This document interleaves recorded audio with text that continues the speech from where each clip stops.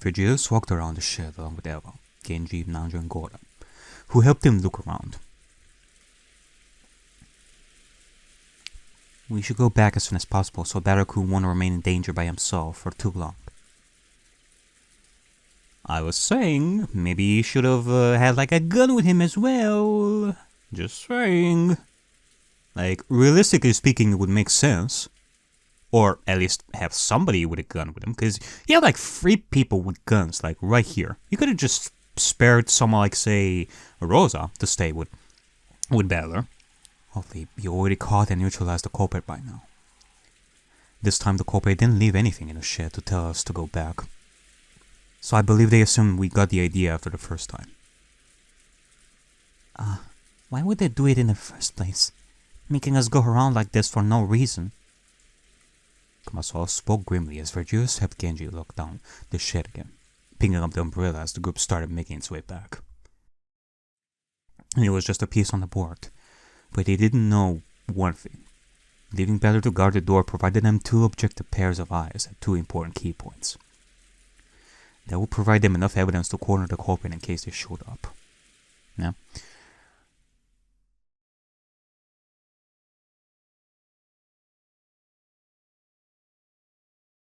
You guys are back. Better, standing exactly where he had been standing before they left, frowned when he saw the familiar group making its way back to him. Yeah, I guess so. There had to have been a twist, I guess. But what the fuck? What is the point of this now? Did no one arrive while we were away? No one. I didn't want to hear anyone in the hallway until I heard your footsteps. Virgilius clicked his tongue, clearly unhappy his plans seemed to have failed after all. Meanwhile, Eva reached over to the door, opening it again. Oh god, don't tell me that the corpse is actually gonna be inside right now. Cause that would be fucked up. What? Better stared inside with horrified eyes. That was impossible. After all, wasn't he guarding the door the entire time? Why? Where? He couldn't find the words to describe what he was looking at. Instead of Shannon, the person who was lying lifeless on the floor with a stake in his chest was Kanon. Alright, well, I guess there's the twist. Her corpse was falling in Jiska's room. She was coated in wounds, and a stake was piercing her heart. The greed for humanity brought her demise. And a stake was piercing his heart. Okay, well, my first instinct would be to look at the window, I guess. It had something to do with the window. Next to him was nothing but minced meat. Chunks of minced meat, mixed with some of Shannon's clothes. There was no mistake about it. Her hat, her apron. Wait, what? What the fuck? Did I just...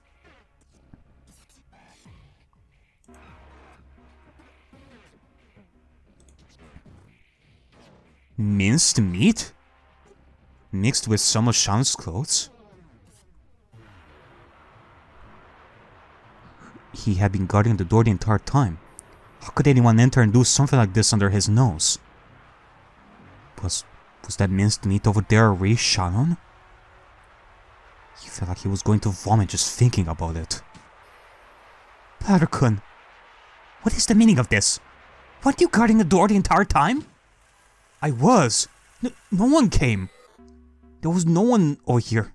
I didn't open the door either. Then how can you explain this? I can't. His voice came out weaker than expected. He was shaken.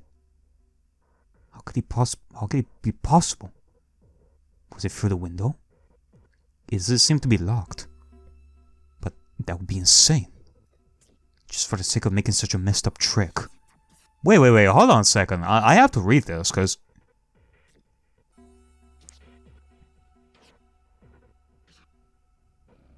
The person who was living lifeless on the floor with a stake in his chest was Kano. Next to him was nothing but minced meat. So not only did the canon, did we find the canon's corpse like dead right there in similar fashion to Shannon, but now Shannon's status is completely changed. They massacred her body. Jesus Christ.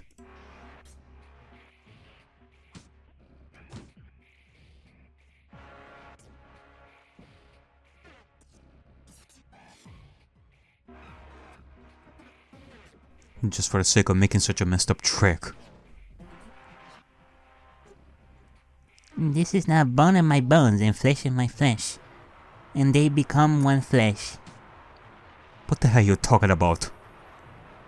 Book of Genesis 2:23 and 2:24. The creation of Eve from Adam. It's the part of the verses that appears inside the magic circle. You cannot see this, but Shannon and Connor are now together again. Beatrice's magic brought them together. I don't give a damn about your verses. Are you expecting me to believe Shannon-chan became minced meat behind that door while I was guarding it?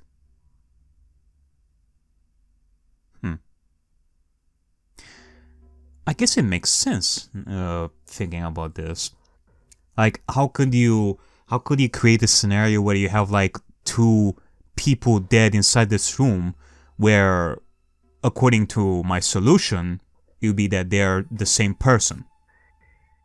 Just have one of the bodies like all minced meat and all that, to make us think that that is Shannon's body, when in actuality it was just a pile of meat and blood from somewhere else, pretending to make us think that was originally Shannon's body, when in fact there's just one body inside this room. No, Better-kun couldn't have opened this door anyway. Eva-san has the master key, and we all went together to the shed. Dr. Nanjo, please check if Kano's master key is in Kano's possession. Nanjo kneeled by Kano's body, careful not to touch the grotesque chunks of meat on the floor, and checked Kano's pockets. As expected, the master key was there. I have my master key. I didn't leave it and I was with you the whole time. Same goes for me. I was with you in the shed the whole time. I am the same. I did not leave my master keys behind. We only have my 5 master keys in the mansion, 1 for each servant. The 3 servants showed their keys to everyone. Along with the key Nanjo had just retrieved from Kano's pocket, and with Shano's master key in Eva's hands, that made a total of 5 master keys. That would mean no one had a way to open that door. No. Unless Shannon was pretending to be dead, and after we all left, they decided to change themselves into Kanon, and maybe they had like a bag of like meat and blood somewhere hidden in the room, and they decided to pile it on the floor, and then now they fully died, you know. So if it has nothing to do with the window, that would be another explanation. Unless, does Jessica-san's room have a specific key that can unlock it besides the master keys? Right, it does. She's always either carrying it with her or leaving it by her bed in that bowl over there. Ah! I saw pointing inside the room towards the drawer where they had found the previous letter. The bowl she spoke about was empty, but next to it was a new letter. This time, Better was the fastest to reach the door, almost ripping the envelope open, narrowing his eyes at the text. Praise my name. The hell with that! Beatrice, on the other hand, started opening the closet doors and peeked under the bed. Eventually, he stood up with an irritated expression, biting onto the nail of his thumb. Now,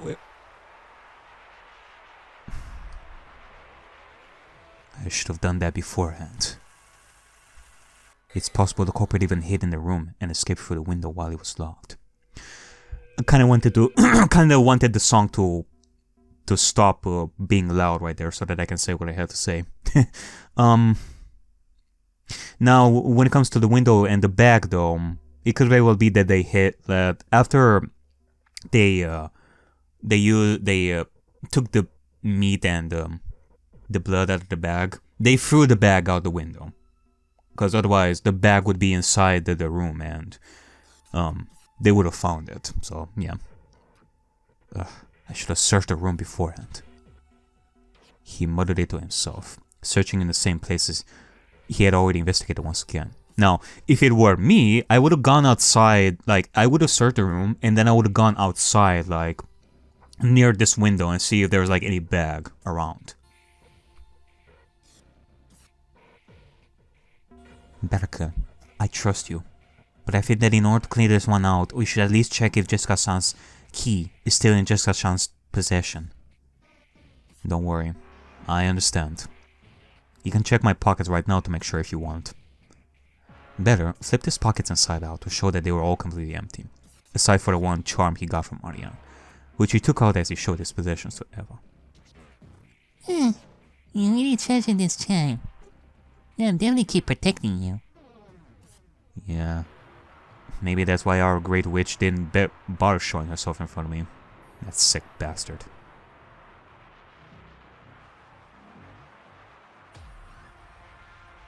Eva-san, please hand over the master key. Let me be the one to check Jessica's key, please. At the very least, let me be the one who does that. Eva didn't answer, but handed the key to Natsuki in silent agreement. There was a lot of tension in the air as the group made their way to the other doors. Alright. Imagine if something else is gonna happen in that room while we're here, like for like the second time. Oh, Jesus. Or like the third time, I guess. Natsuki had been standing in front of the door with a conflicted expression. Disturbing the dead like this felt wrong, but she knew there was no choice. They had to know if the culprit had access to that key in order to understand what had happened. Even though she didn't want to see her husband and daughter in such a horrific condition again. In her mind, she wanted to remember them happy and smiling. She wanted to remember them unharmed and safe. But that was no longer possible. With shaking hands, she unlocked the door to Krause's study, pushing it open. The door made a creaking sound as it opened.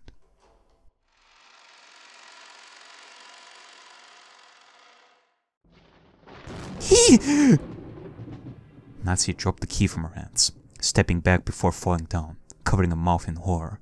Okay, what the heck happened now? Inside the room, where Krause and Jessica once were, there was nothing left. Oh boy. Just like Shano, there was only minced meat and some clothes.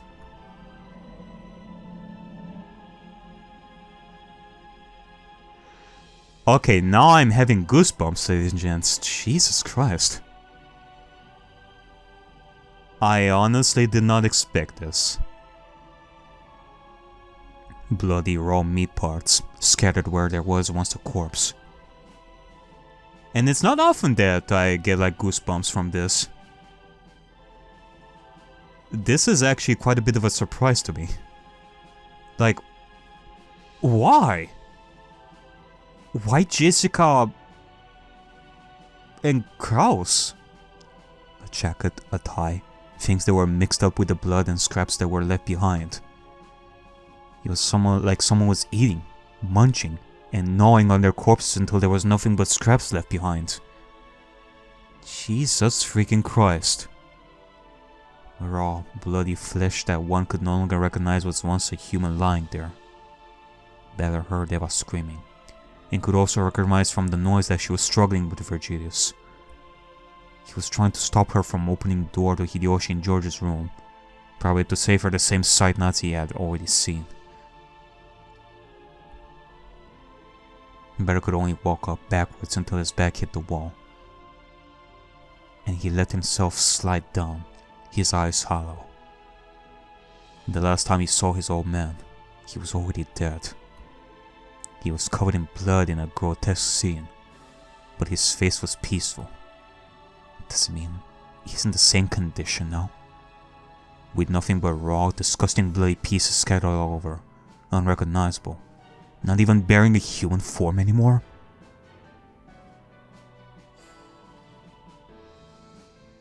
Why? Why are they beyond recognition? I cannot even tell there was a human there.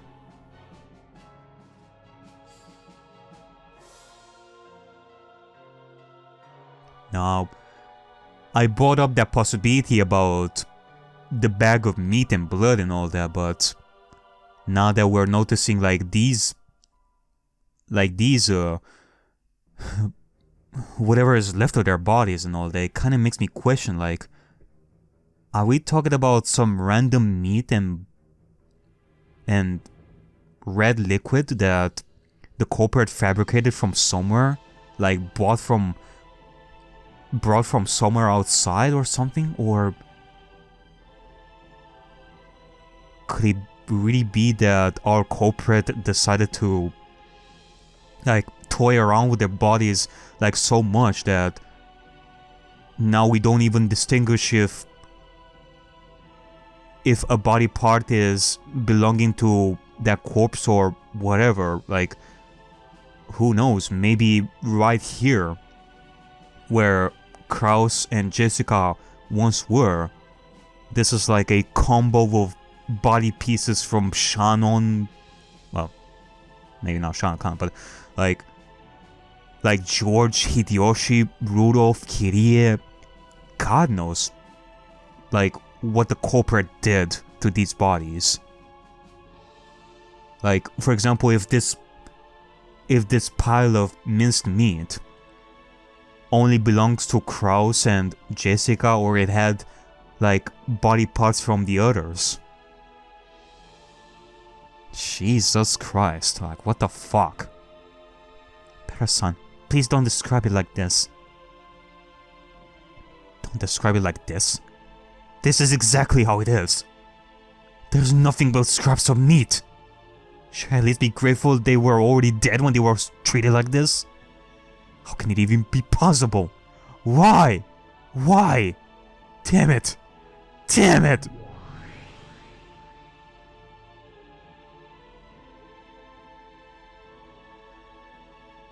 Didn't you say you'd keep the disgust level low for my sake? I changed my mind. You seem so calm and peaceful despite my ritual, so I decided I had to show you how limitless my powers are.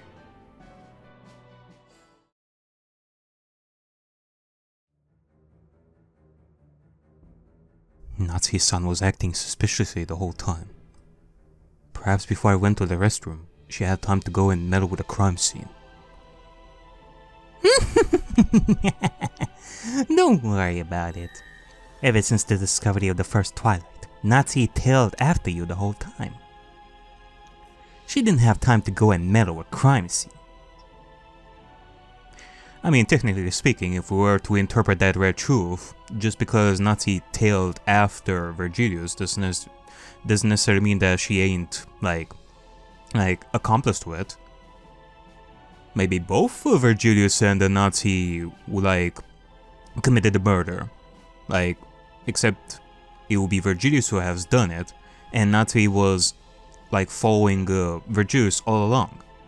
Natsuki tailed after Virgilius the whole time while he was murdering, if we were to spin it that way, but, Aren't you happy you're getting such a VIP treatment from mistress of the house? Then what about Shannon-san or Kanon-san? They have plenty of time to do it, right? Shannon and Kanon didn't kill anyone. How cruel. Bella was always so hesitant to blame anyone he knows. But it must be easy for you, right?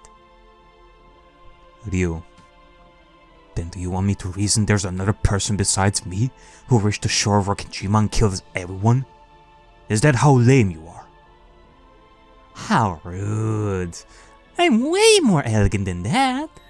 Before you joined in, there were no more than 18 humans on Rokijima. Food over Julius only increases it by one person, and no other people reach the shore. Aside from food over Julius, the number of people on this island is exactly the same as it was in the previous games. No other person reached the shore. Well, I guess there goes Erika theory that she's gonna come in like any second now. Bye bye, Erika. Was there some dead time in which the culprit could sneak in despite Balor's guard? We still don't know where Jessica-san's key is. Even your reasoning starts getting almost as pathetic as Balor's. Virgilius! From the moment the door was locked by Eva, until the moment Eva opened it again, the door wasn't opened even once. Jesus, until the moment Eva opened it again, the door wasn't opened even once. Aren't you trusting your partner? It's you I don't trust. I don't want it. I don't want to suspect anyone from my family. I can't do it. I just can't. But you do realize you don't have a choice, right? You're a good person, so it's hard for you to suspect people you love. But you don't have any other choice at this point. I told you, we can only trust ourselves at this point. This and the red truth. It's our only lead. No, I don't want it anymore. I don't want this sickening game. I've had enough of it. Are you giving up already? Snap out of it. The judge grabbed onto Beatrice's jacket aggressively, looking furious. Weren't you babbling about how much you won't give up no matter what? You're the one who lets her win. If we win against her, we'll be safe, right? We'll leave that cursed island and return home. This is the miracle we need to reach. Is that the miracle Lady Benkastel promised you? That's none of your damn business. Well, I was just curious. Is that all you have right now? I expected some more interesting reasoning.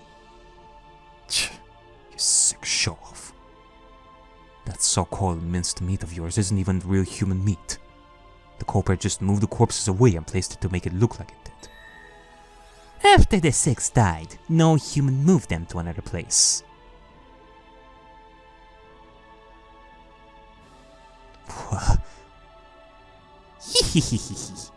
Should I repeat it again?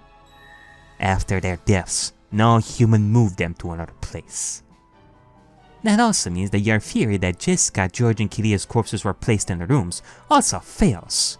Uh-oh. After all, Jessica, Kiria, and George didn't die in the rooms they were found in. But that's no problem for me. After all, with my magic, I can move them, tear them to pieces, and make them minced meat as much as I want. Didn't you say you were both going to defeat me together?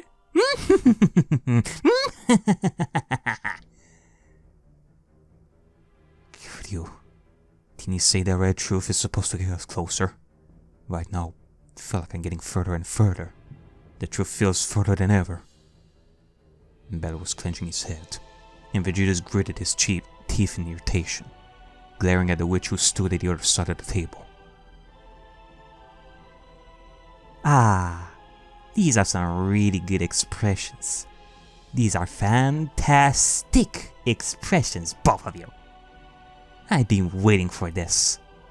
Balor had already given me so many nice faces in the span of 1.5 games, but waiting for the frustration of another stubborn man never fails to bring me joy. Hey, are you going to cry for me as well? Cry for me, Fururo Virgilius. I want to hear you cry. Aren't you crying? Go ahead and cry. Such a childish way of taunting someone, my god.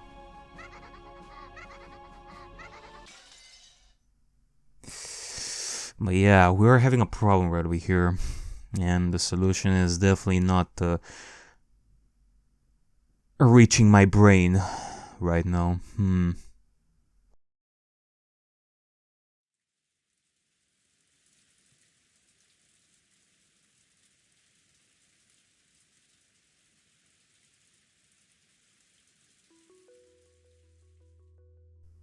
still don't understand.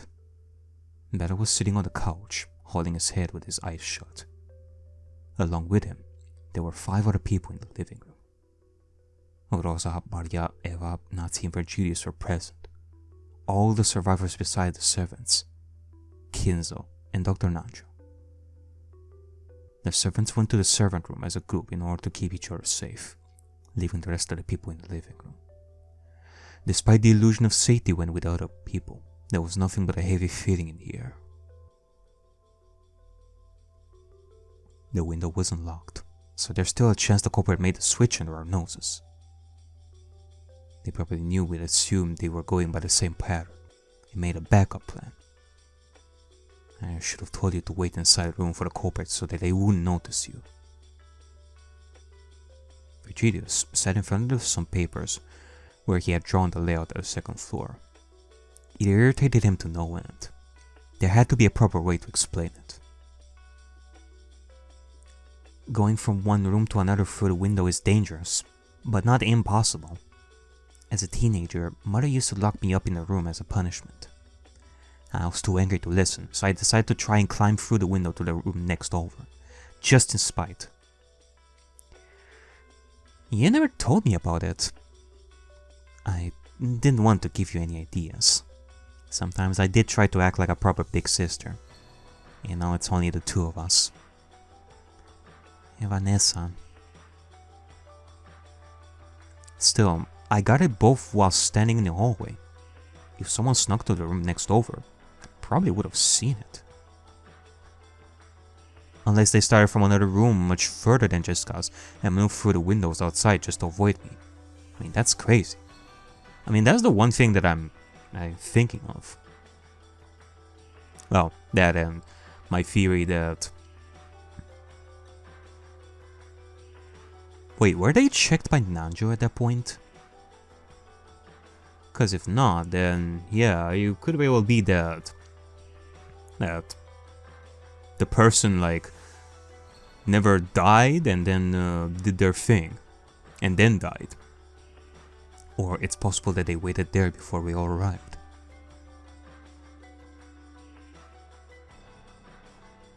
Weren't we all together by that time? Ushiro Kinzo is still missing. As he spoke, Natsuki slammed the table with her fists. Did you come here just to keep blaming people from our family for murdering each other? How can you be so cruel? Natsuki-san, I'm sorry, but Beatrice-kun is right. At this point, we can't remove suspicions from anyone, not even from father. Natsuki glared at Rosa, who flinched a little bit before looking away. Didn't Eva-san confirm it herself? Father didn't leave the room since last night, so there was no way for him to do any of it. I didn't have time to visit him today since Genji called me immediately to see the other doors. How convenient for you. I put the note just before I went to the guest house. Does it mean you didn't even go to question him about the letter from Witch last night as he said you would? I passed by my room and felt very unwell, so I ended up falling asleep before being able to do so. I planned on notifying him first thing in the morning instead. In other words, we can't even confirm that by the time Elf-san put the note in the door, Kinzo-san was even there. What are you implying? It's possible that Kinzo-san is in another place right now. Another room, or another location altogether. We all think he's in the room, but he can walk around freely, doing as he pleases. Why are you so fixated on blaming him? Why are you so fixated on defending him? Your husband and daughter have just died. Ryo-san, that's enough. It's natural that she'll want to defend her remaining family members. Still, if father is in charge of all this, it's very possible the servants are working with him as well. But if they are, why did Shannon-chan and Kanon-kun die?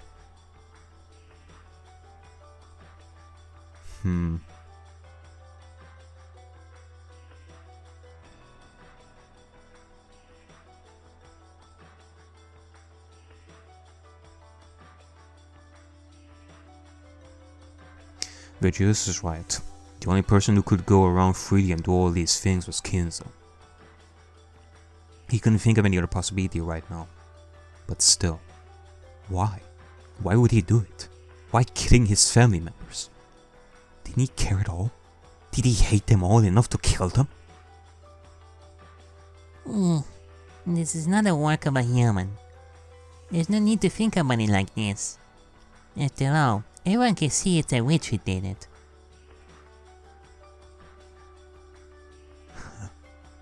That's right. We've been ignoring this completely. Virgil's eyes glinted a little, as if he had reached some kind of understanding. He let out a dry laugh, holding his head. This is so stupid. Almost stupidly misleading. Even choosing the sacrifices like this, we kept asking the wrong question. The wrong question? What wrong question? No. Like, what is the right question then? That's easy. Who has an interest in creating an illusion of a witch? We keep thinking who has a motive to kill his people, but it might be all wrong. I think the chosen people don't matter, but rather the way of presentation. So you're saying the choices don't matter, but rather how it was done? It's very possible. After all, the culprit is taking big risks and gambles just in order to create the illusion that the murders were done with magic. We're talking about a culprit that possibly climbs around from outside the mansion, or takes time to draw extra circles wherever they act, which might be very time consuming when you're on the run. There are a few types of reasoning we can think of to explain it. Vegeta stood up and started walking around the room, pressing his hand to his chin.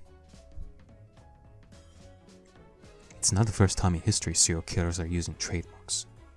In fact, some serial killers found it fitting that people knew it's the same person who committed all the murders, and some even got annoyed once other killers tried to imitate their style. You're probably talking about serial killers like Jack the Ripper. He's probably the most famous one.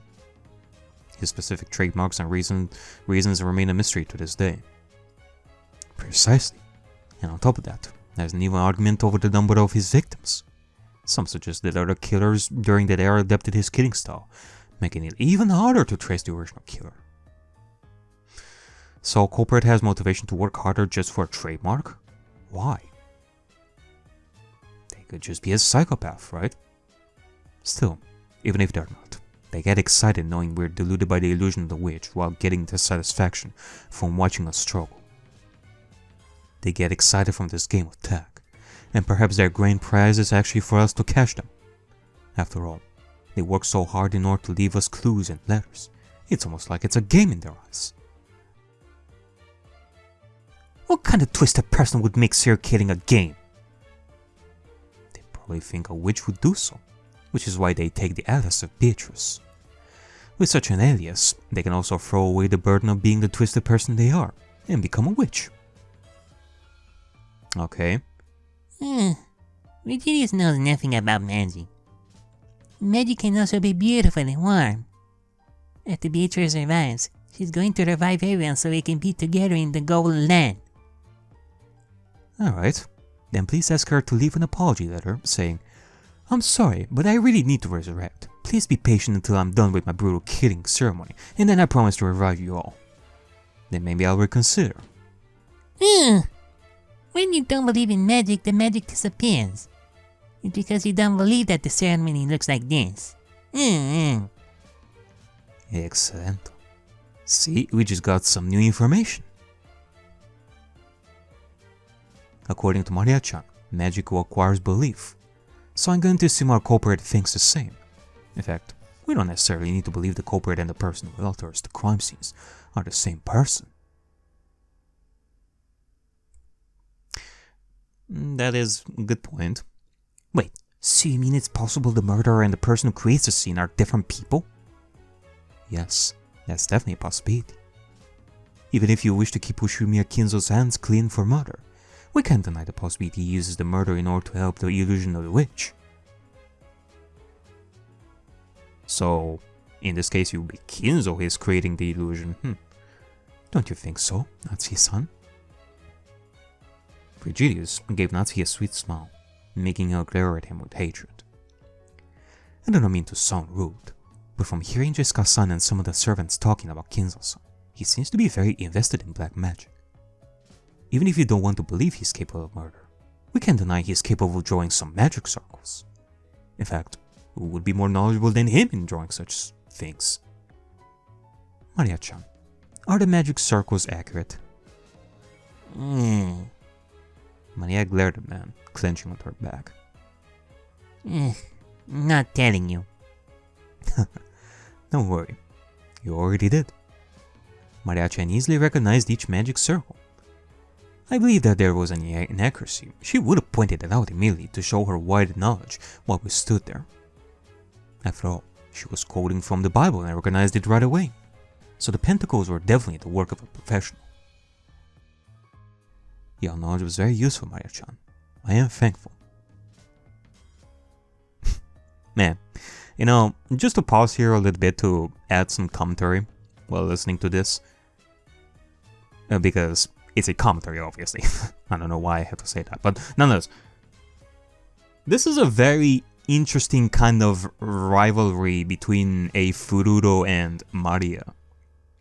In the other case, it was coming from a stubborn, very childish, immature, prideful, rat bitch. And in this case, there is no room for doubt that Virgilius has accumulated a little bit of impatience when it comes to dealing with Maria, but at the same time still acting professionally and trying to solve this. While Maria obviously hates this guy's guts, so There's no escaping it then. We have to go and question Father. Virgilius is right. Even if he is not a culprit, it's very possible he is a collaborator. Or let the culprit borrow his knowledge and experience. Why would the Father do such a thing? This is why we need to ask him. We'll check his room, and if he's not there, it's very possible that Virgilius is right, and Father is, and at the very least a collaborator. Uh-oh. That's an interesting twist. I mean, obviously the parents, well, what's left of them, would think that there's something suspicious about Kinzo in the recent years, to the point where they would probably think in the back of their hands that he's dead. So it's either that it is proven that he's dead, or now they're gonna think that Kinzo is just out there. Either way, it's not good for Kinzo and Natsuki. Therefore, simply by checking if Kinzo-san is in the room or not, we can deduce whether he took part in it or not. After all, if he's still in his room, we can definitely say he's innocent, and Natsuki-san's heart can rest assured. On the top of that, we might get some crucial information anyway. Isn't it great? The thing is though, as far as Virgilius knows, he doesn't know, well, if we are thinking about the persona of Yasu, he definitely knows that Natsuki is lying out of her butthole, pretending that Kinzo is alive when in actuality he was dead for a long time ago. But let's assume that that's not the case. Virgilius doesn't know about the situation of Kinzo being dead and Natsuki hiding it, so this very well could be his legit reasoning that he believes in for right now. We can't assume that just because Father decided to leave the room without informing anyone, he's immediately an accomplice. Now, if we were to think that this is another persona of Yasu, the man from 19 years ago, this reasoning right over here, he doesn't believe that. But it's the very core plan in order for Natsuki to be caught red-handed. Except that, well, in this case, she will be caught red-handed in thinking that Kinzo is a part of this. Which, in Natsuki's mind, she doesn't want that. So, it's either she continues to go along with the idea that, oh, Kinzo is a collaborator and she's out there and she's gonna keep it quiet, or she has to confess that Kinzo actually died. In order to protect Kinzo's image right over here of being seen as a collaborator / accomplice / maybe a culprit. So, Better stood up as well. That's your boss-san. How can we enter grandfather's room? Let's prove him innocent, or at least clear this mystery up. I believe Genji has the key to his room right now. We should pass by the servant room and take the key from him. Excelento. Let us go, shall we? Alright. Okay, wait, what the... Wait, Genji's in his, in the servant room? Why? Shouldn't we all be together in this case? I mean, now we're gonna find that Genji is dead in the room. What the fuck? The remaining servants of the Ushiyume family were all sitting in the servant room, a gloomy aura filling the room. No one really knew what to say about the discovery that the two younger servants had died. So the room remained silent most of the time, and the only sound that filled the room was the rain that was drumming on the window. Kumasawa, who seemed to be the one most affected by Shano's death, sat down, still fidgeting and messing with her apron. Her expression was sad, almost regretful, and she refused to raise her eyes from the floor for a very long time. Eventually, Gora reached her side, placing a warm teacup next to her. Here you go, Kumasawa-san. It'll make you feel better. Thank you. Kumasawa puts her hand over the warm cup, glancing at her reflection in the tea. They were still young. They had long lives ahead of them. As Nanjo spoke, it was as if he voiced the thoughts of all the people who were present in the room. After all, while all of them were already adults, Shannon and Kanan were still young. And despite the fact, out of the servants, they were the ones who were chosen to be killed. It's just too cruel. After all, weren't George-sama and Shannon-chan? Bringing it up now will bring nothing but more pain. Let them reunite in peace in heaven. You're right. But still, I wonder if there had been a way for me to do something better for those children. I wonder if I had done something wrong, and that maybe if I had figured it out, they could have been happier. You were like a mother to them. I believe you gave them everything you could, Kumasawa-san. Please don't blame it on yourself. Besides, there was no way for us to have known the culprit would go after them. We don't even know how strong the culprit is. Gora moved uncomfortably in place. As much as he didn't want to admit it, he was still shaken by the idea that he had almost ended up guarding the door instead of Ballet, which meant that he'd had a chance to encounter the culprit all by himself. After all, no one would have wanted to fight against an unknown enemy, especially when he couldn't even know if it was a witch or a human. Just then, the door made a clicking sound and opened. Eva was the one who stood by the entrance. In the eye of her were Julius, Natsu, and the rest of the remaining Ushiyume family members. Alright, well, nobody died in the servant room, surprisingly enough. Genji, we need you to open the door to Father's study.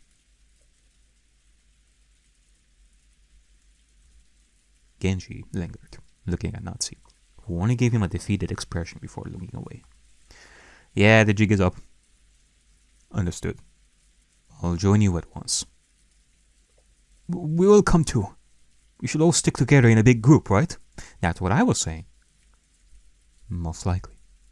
You'll give the culprit a harder time attacking us while we're in small groups, like they did up until now.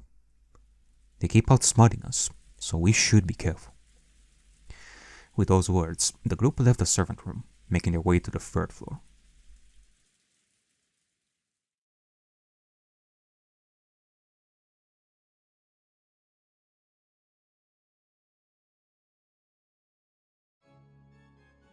The ritual is proceeding just as planned. After 8 sacrifices already offered themselves to you, which will be the next one? Who will be gouged and killed in order to revive the witch? The head of the Ushiyume family glanced at his door. The mob still had the seal of the scorpion, which protected his room from the presence of the witch. However, he already knew. The stronger the witch becomes, the less effective the seal was for restraining the witch from reaching his room. The man in the room constantly struggled with himself. On one hand, he wanted to open the door and welcome the golden witch with open arms, accepting any defeat or curse she would bring upon him. But if he were to do so. He would make the game boring. As much as his desire to meet the witch was strong, the desire to entertain her until his very last breath was even stronger. He wanted to give in to the desire! At least one final game. He wanted to give her at least one final game. A final entertainment. Ushiyume Kinzo had been a gambler his entire life. And now, it was his one final game. And his final chance to help the witch avoid the poison of boredom. Come, Beatrice. Try opening this door. If you do, I shall offer myself as a sacrifice without any further resistance. This is our final game together. He could already feel it. The witch was standing on the other side of the door. Oh, how he longed to open the door and yet had to hold back. Lo and behold, you're gonna hear Natsu's voice on the other side, and Kinzo is gonna be like, ... Oh, desire. After all, the witch would never forgive him if he were to give himself up so easily. Well, it's either Natsu or we're gonna have like a Beatrice moment. The door rattled with loud noises. It sounded like a beast struggling on the other side, attempting to open the door, which only made Kinzo laugh even louder. Rattle, wow. The closed door kept shaking, making disturbing noises. Just what was happening on the other side of the door? The barrier was slowly breaking. It was just as he thought. She was already powerful enough to breach his defenses, and now it was only a matter of time. Kinzo kept looking at the door with anticipation. Its brown color was slowly being stained red. Its brown color was slowly being stained red, blood oozing from the cracks between the wall and the door. Oh, so you're going to flood the room and kill me like this? How cruel and magnificent of you, Beatrice! You won't even let me see you one last time. After all I need to do in order to see you is to open this door. That would actually be pretty metal.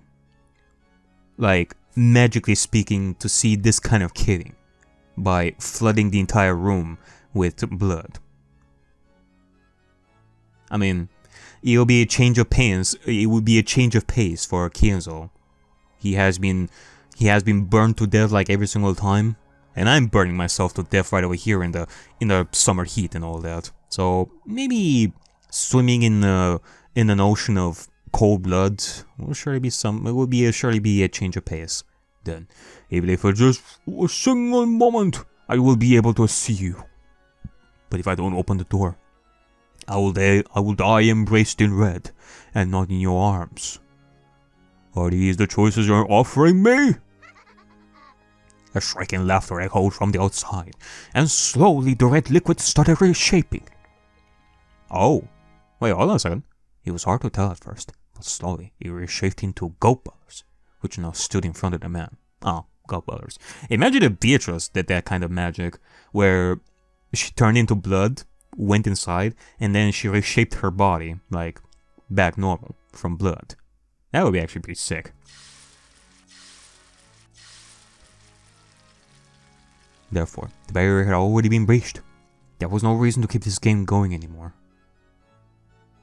The man attempted approaching the door, his hand stretching forward. But he was stopped by the gourd of goats that were grasping onto him. The knob was just a little bit away from his reach. That fact only made him laugh maniacally. A grammar mistake there. After all, he only needed to open the door for the shortest moment in order to be satisfied, but his hand couldn't stretch far enough. He stretched out his hand more and more, trying to reach the door, before it suddenly fell down. Kinzo didn't even notice, but the goats were already gnawing on him, chewing and tearing him to pieces.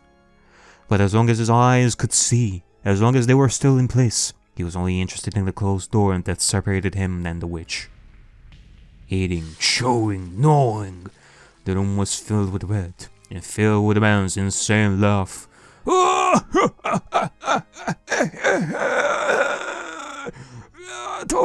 Beatrice! He yelled and called for the witch, who never answered his cries.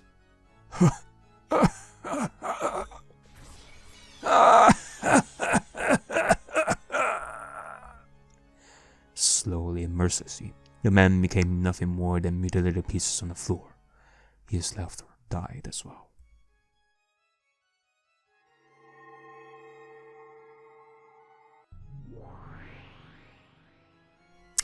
Well, another Tuesday. Another day for Kinzo to die. What a shame. You knew you were going to lose this gamble, and still gambled until the very end, losing the opportunity to see me one last time. However, you truly managed to entertain me with your last breath, Kinzo. I was not disappointed. Now, where should I put you? The witch inhaled from her pipe, exhaling over the body parts on the floor. The blood and the body pieces disappeared one by one with the smoke, leaving the room spotless. I'd be such a good wife. Like cleaning rooms in like split second. I am that good. This door cannot protect you anymore, not from witches, nor from humans. And so, it was time for you to die. I gave you the chance to see me, and you rejected me. Farewell, Kinzo. Next time we shall be meeting will be in the Golden Land. Oh, looks like I guess we're too late for your final show. Our game has ended, but their game has only just begun. Alright. Enter stage right. Father, are you there? Please answer. Enough with that. Just open the door, Kenji. Voices echoed from outside the room before the door unlocked.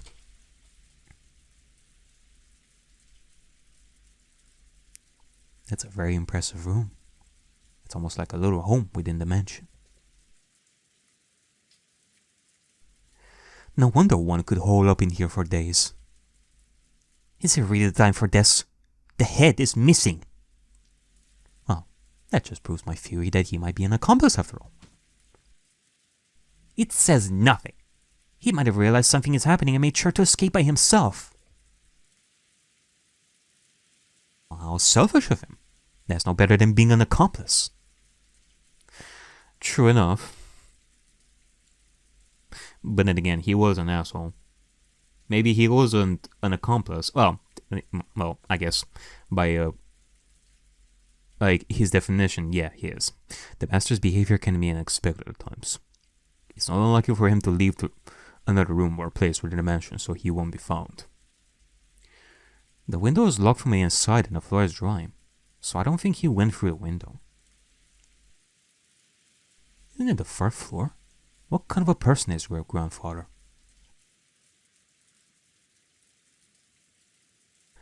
Don't underestimate him. If anyone is crazy enough to jump out and escape through a third floor window, it's grandfather. Are there any other rooms that aren't visited often or kept locked most of the time? There's the VIP room. I remember it was only occasionally open to be cleaned by the servants, but I never got to see that room beyond a few peeks inside.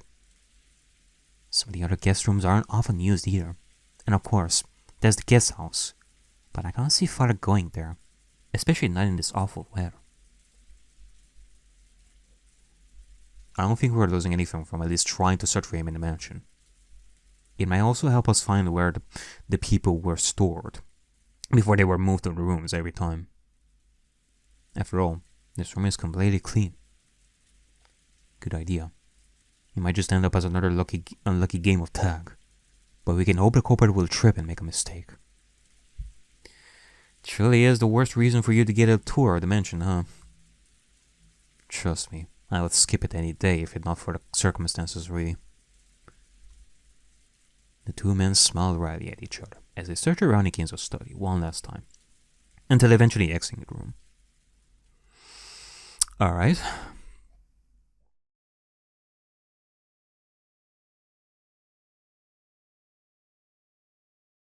The group proceeded together in the hallway in silence, with only their footsteps echoing in the corridor. It was like they were hoping to hear a set of footsteps that didn't match, or for any clue that could lead them forward. Hey, which room is the one over there? Virgilius suddenly pointed forward. That's the VIP room. Everyone stopped where they stood. The door to the VIP room was just a few meters away, but all they could already tell, it was slightly opened. Oh, was someone there? Or at least, had been there?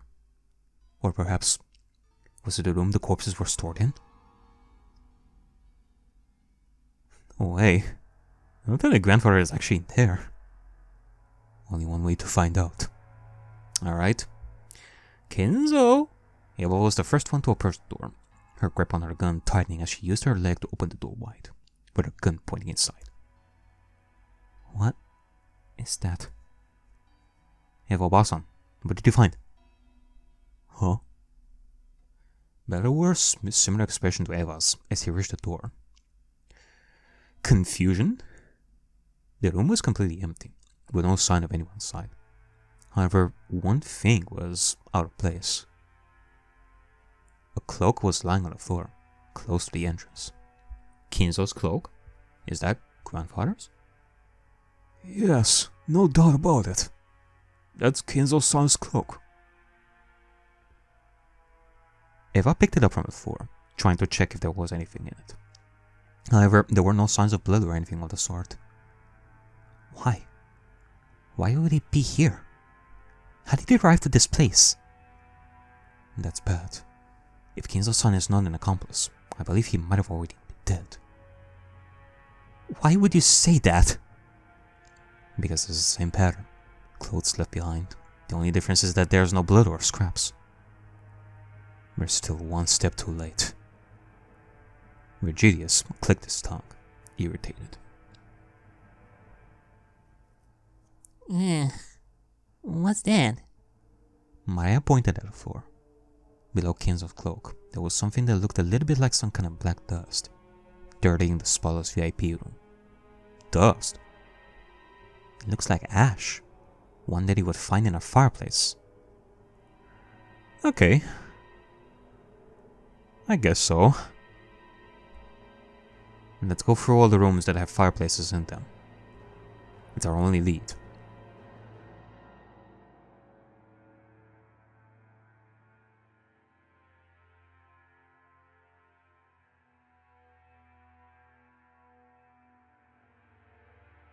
I mean, it is definitely a sign that he was burned, and now only ashes came out of it. He smells something. I think it's coming from the boiler room. Yeah. I was thinking about that. Genji had already taken out his keys in order to unlock the door to the boiler room as the group went downstairs. It's unlocked.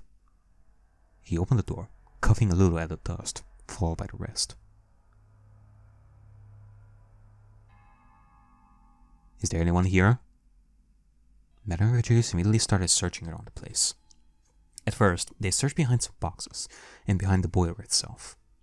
In the end, only one place to check was left. Inside the boiler, with a disturbed expression, Beatrice reached out his hand and opened the boiler. Ugh!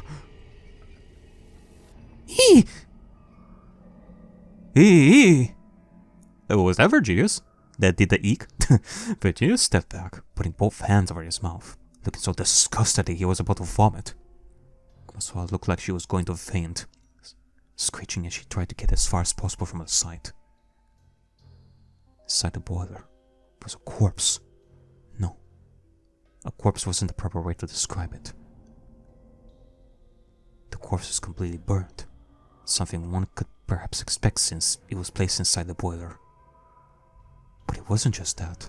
It was just in pieces. It was also in pieces.